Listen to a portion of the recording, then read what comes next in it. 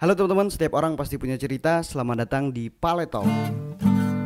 Assalamualaikum warahmatullahi wabarakatuh. Kita sekarang bersama Dr. Safira Acandrasari, SPKJ. Ya. Kalau salah dikoreksi, Bu. Ya, siap. Maaf. Assalamualaikum warahmatullahi wabarakatuh. Selamat sore, salam jumpa buat semua pemirsa. Perkenalkan saya Dr. Safira Amira Chandrasari, spesialis kedokteran jiwa yang saat ini bertugas di Rumah Sakit RSUD Dr. Sumarno Sosroatmojo.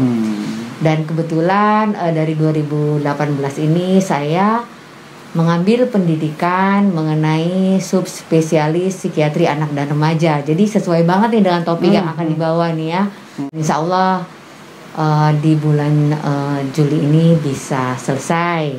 Amin. Saya tinggal di sini udah dari 2005 ya. 2005. Sampai saat ini saya memiliki satu anak dan barangkali itu ya.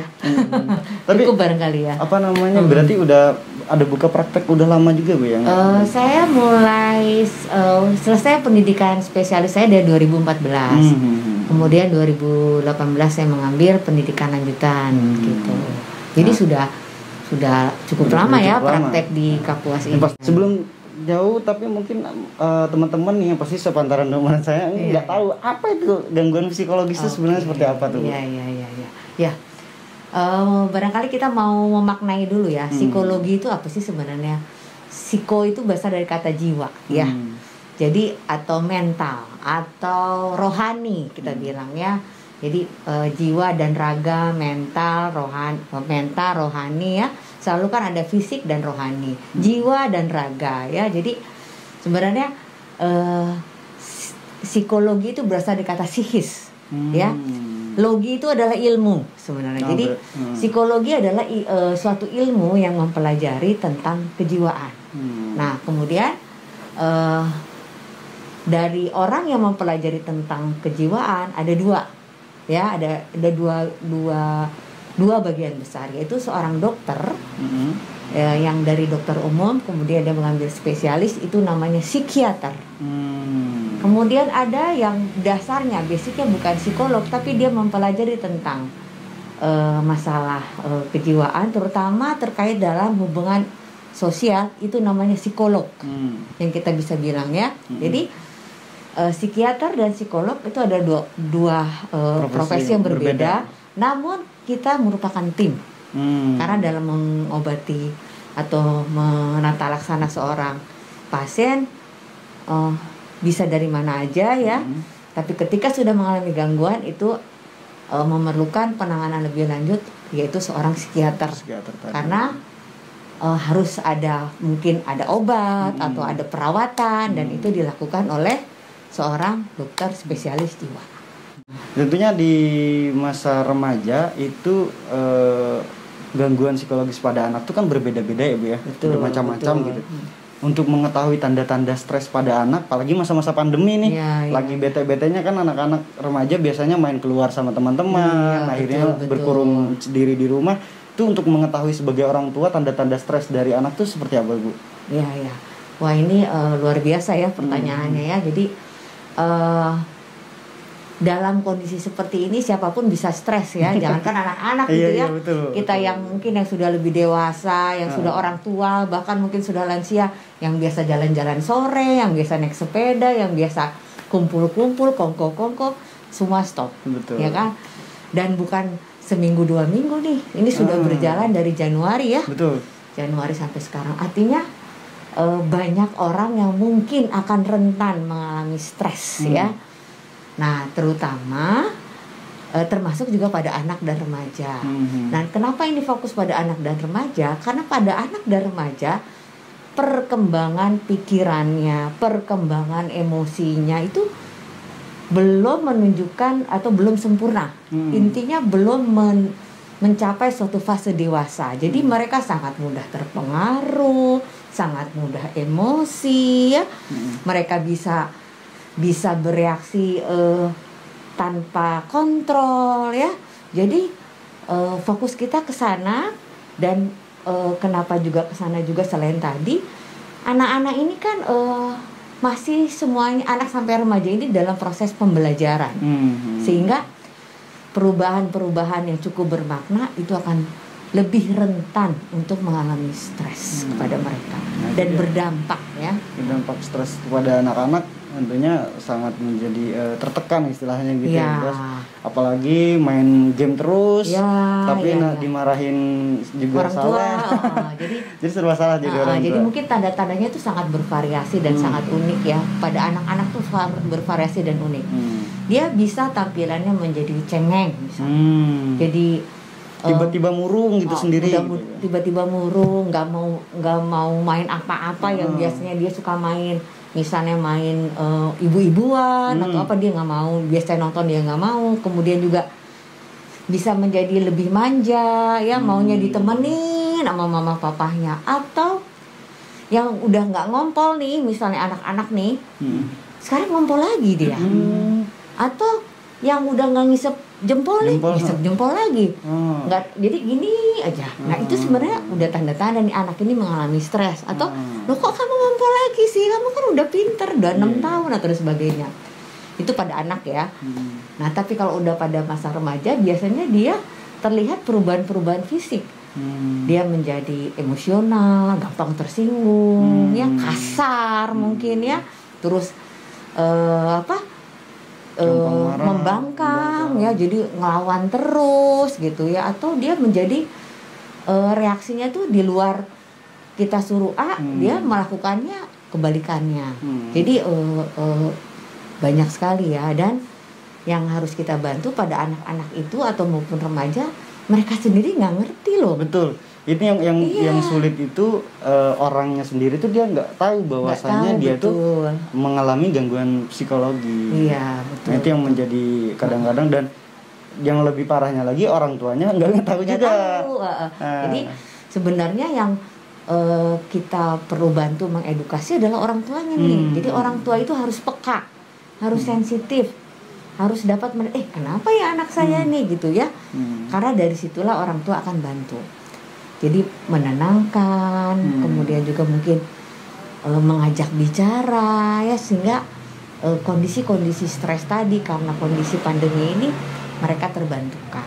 Jadi seperti tadi yang disampaikan, sebenarnya mereka juga menyaksikan kondisi yang cukup stres ya di lingkungannya. Kedua, mereka melihat nih orang tuanya kan mungkin berhenti bekerja. Betul. Karena yang biasanya buruh harian, mereka harus stop, sehingga akan berdampak terhadap ekonomi mereka.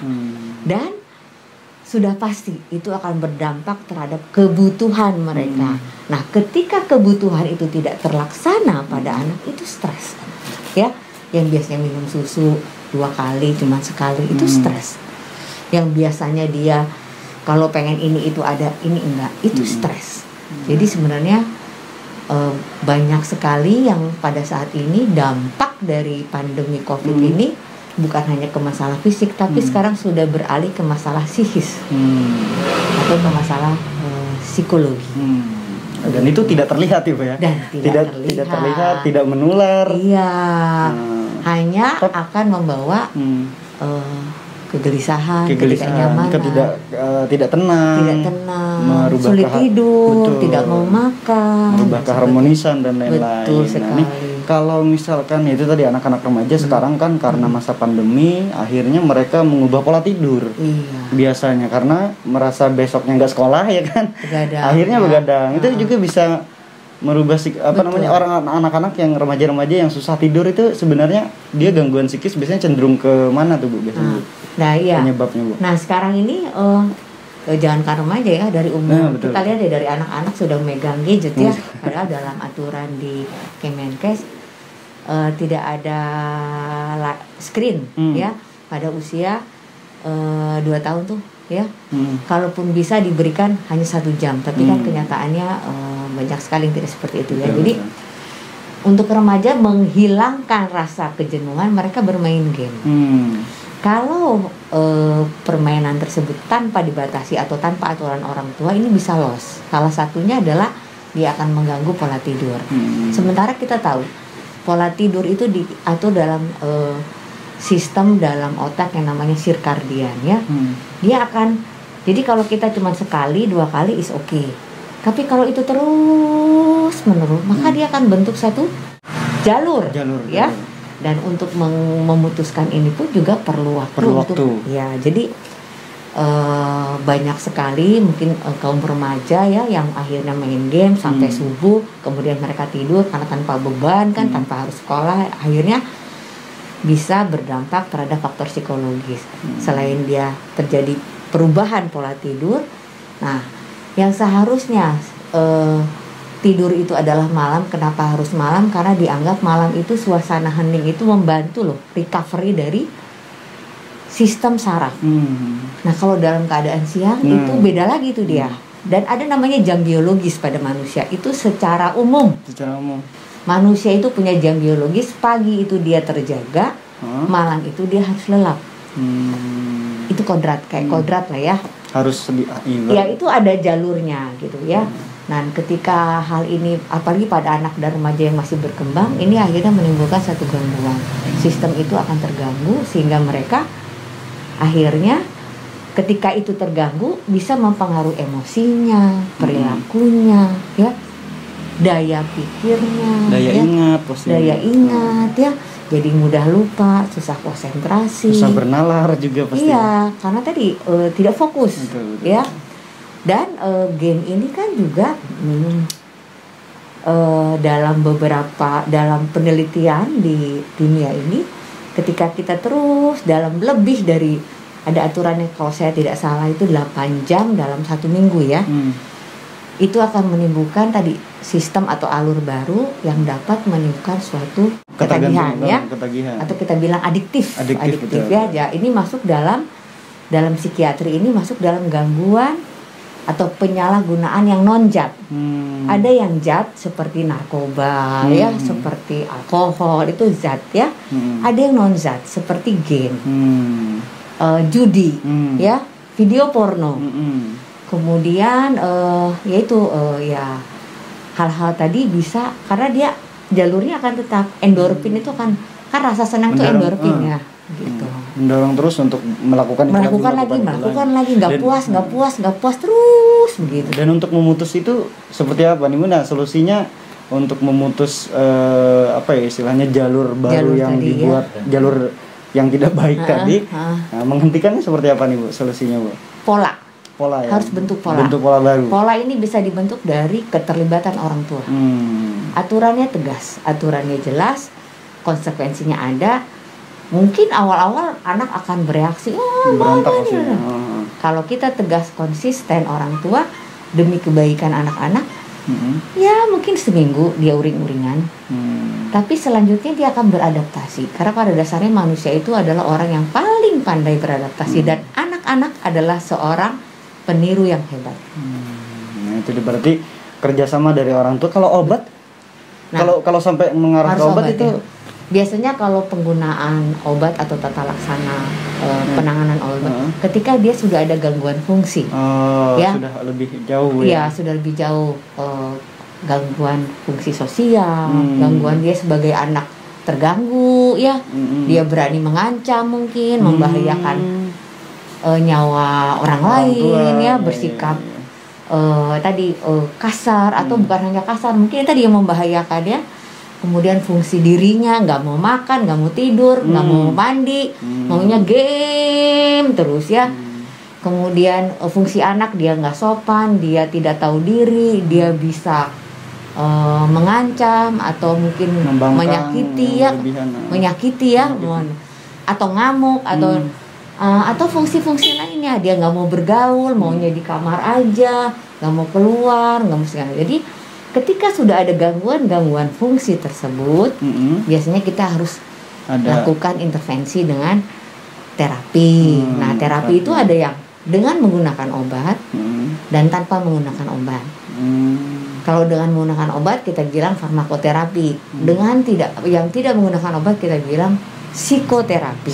Ya.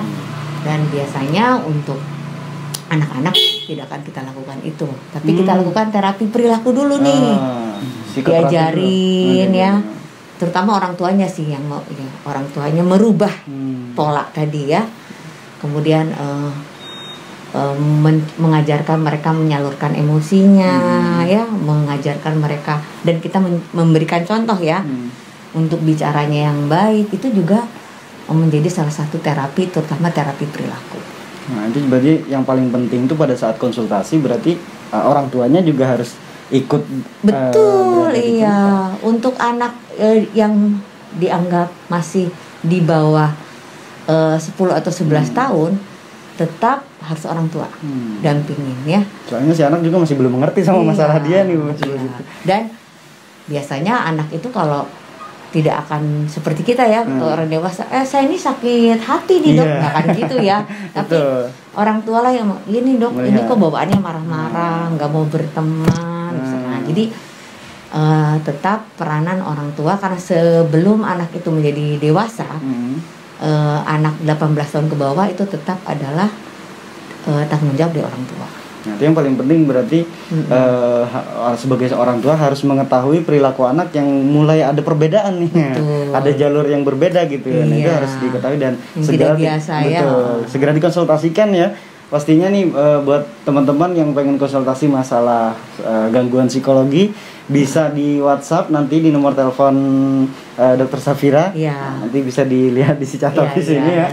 Nah, betul teman-teman, pastinya mungkin nanti di lain waktu nanti membahas masalah psikologis yang lebih mendetail gitu ya Bu ya. Betul, mungkin masalah tadi kan Ibu bilang ada psikologis yang bermacam-macam gitu, ada yang adiktif ke kayak semacam narkoba tuh, adiktif barang gitu ya Bu ya. Kalau yang enggak barang zat ya. Kalau yang enggak zat, nah itu mungkin nanti kita bahas lebih panjang gitu ya di episode berikutnya mungkin ya Bu ya. Siap. Sampai jumpa nih, pesan-pesan dulu Bu, boleh Bu, di masa pandemi ini pastinya buat remaja-remaja di Kabupaten Kapuas supaya tidak sampai stres gitu Bu untuk menghadapi ini Bu. Ya. Jadi buat anak-anakku mungkin ya, saya pikir anak-anak saya ya, baik itu anak-anak maupun remaja, dalam masa pandemik ini pasti akan banyak yang berubah ya. Jadi kuncinya adalah kita harus tetap tenang, harus tetap yakin bahwa ini akan berlalu ya. Kemudian juga menerima hal-hal yang positif ya. Karena kalau kita dengar negatif aja, kita jadi akhirnya agak ketakutan dan sebagainya. Kemudian juga lakukanlah hal-hal yang menyenangkan dan bermanfaat buat orang lain ya. Atau paling tidak dalam kondisi seperti ini kita bisa melihat apa sih yang bisa kita bantu untuk teman-teman atau saudara-saudara kita yang mungkin kurang beruntung ya. Apakah itu membantu dalam bentuk bantuan tenaga atau mungkin bantuan makanan ataupun membantu dalam banyak hal ya. Dan kemudian harus tetap mengikuti protokol pemerintah, yaitu jaga jarak fisik 1-2 meter. Jika keluar rumah tetap menggunakan masker, kemudian tidak berkumpul ya. Kemudian juga kalau ada keluhan segeralah berkonsultasi. Kalau sudah merasa perlu, kalau sudah ada merasa perbedaan sikap dari anak ataupun dari remaja, segera dikonsultasikan. Betul. Jangan dipendam ya Bu ya. Jangan dipendam. Ini kebiasaan kan pola kita, karena masalah psikologi ini sejak dulu mungkin kayak semacam tabu lah istilahnya ya. Stigmanya tidak terlalu dibicarakan orang gitu istilahnya. Ini saat sekarang ini sudah saatnya kita untuk terbuka. Demikian. Terima kasih banyak Bu informasinya, sama-sama. Luar biasa sekali kita diberikan kesempatan untuk tanya-tanya langsung bersama beliau, salah satu spesialis psikologi di Kapuas satu-satunya Bu ya? Psikiater ya, psikiater satu-satunya, kedokteran jiwa psikiater di Kabupaten Kapuas. Satu kehormatan bagi kami Bu, terima kasih banyak. Sama-sama. Sampai jumpa di bincang-bincang berikutnya. Wassalamualaikum warahmatullahi wabarakatuh.